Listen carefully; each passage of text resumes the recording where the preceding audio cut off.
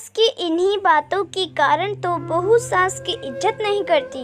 Sneha office से आने के बाद शाम के समय रसोई में चाय बनाने के लिए चली तो उसकी सास बिमला उससे बोली, बहू थोड़ी देर आराम कर ले, चाय मैंने बना दी है।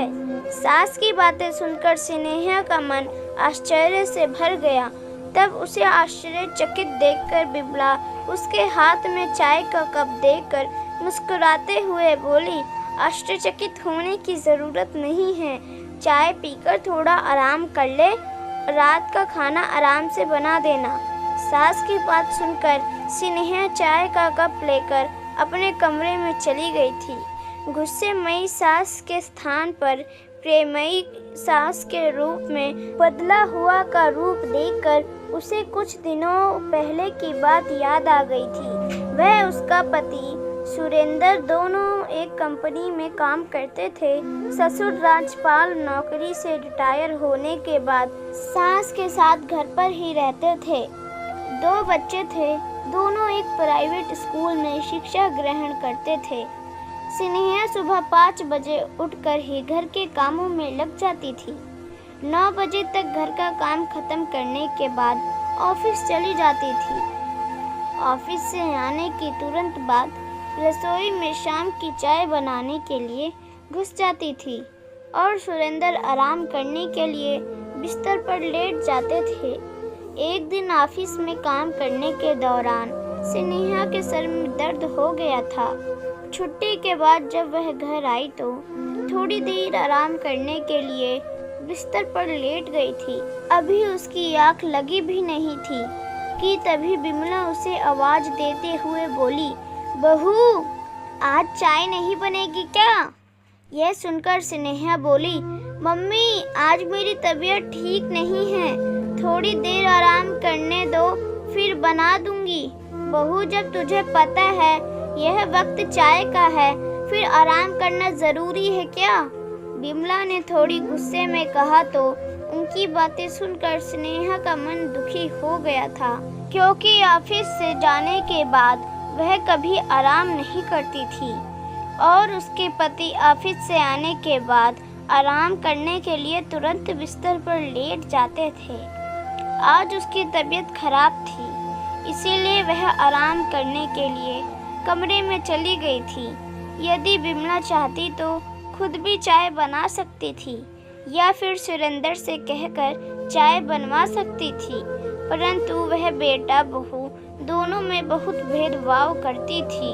बेटे के आने पर तुरंत बेटा तो ऑफिस से आकर थक गया होगा, चल आराम कर ले, यह कहकर वह उसे आराम करने को बोल देती और ऑफिस से आने के बाद स्नेहा से आराम करने के स्थान पर तुरंत चाय बनाने को बोल देती, जिसे देखकर कभी कभी स्नेहा का मन दुखी हो जाता था, जिन्हें याद करके वह दुखी मन से बोली, मम्मी जी आपके बेटे तो रोजाना आराम करते हैं, मैं तो सिर्फ आज ही आराम कर रही हूँ, वह भी सर में दर्द होने पर।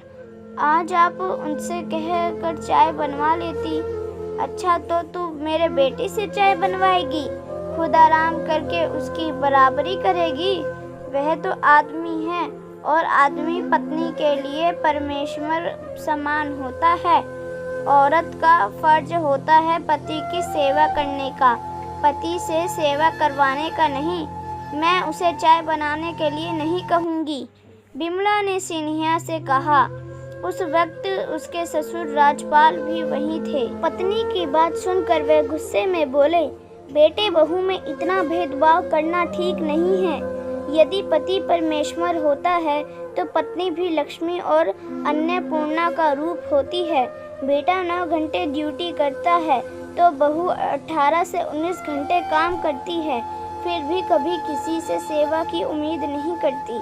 जब कभी तुम्हारी तबीयत खराब होती थी तो बिना कहे तुम्हारे लिए चाय बना देता था और खाना बनाने में और घर के काम करने में तुम्हारी मदद भी कर देता था। तब तुम खुशी खुशी मेरे हाथ की चाय पी लेती थी। उस वक्त तुमने कभी नहीं कहा पति परमेश्वर होता है।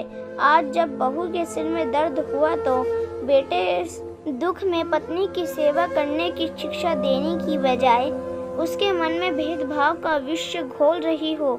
यदि बेटे से चाय बनाने के लिए नहीं कह सकती तो तुम खुद भी तो बना सकती हो। बहू के आने से पहले भी तो तुम घर का सारा काम करती थी। अब दिन में एक बार चाय बनाने में भी तुम्हें शर्म आती है। तुमसे नहीं बनती तो मैं बना देता हूँ। मेरे लिए बेटा बहू बराबर है।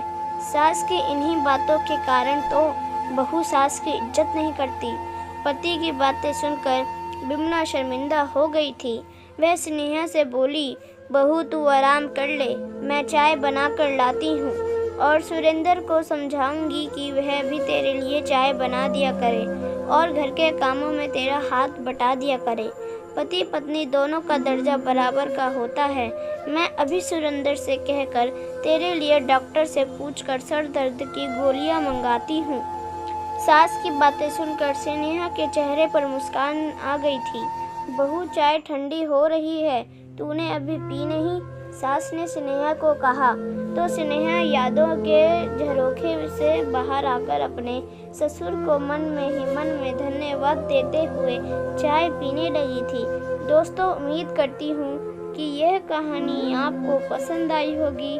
अगर पसंद आई हो तो कृपया लाइक और सब्सक्राइब करना ना भूलें। धन्यवाद। और इस कहानी पर अपनी राय देते हुए कमेंट ज़रूर करना।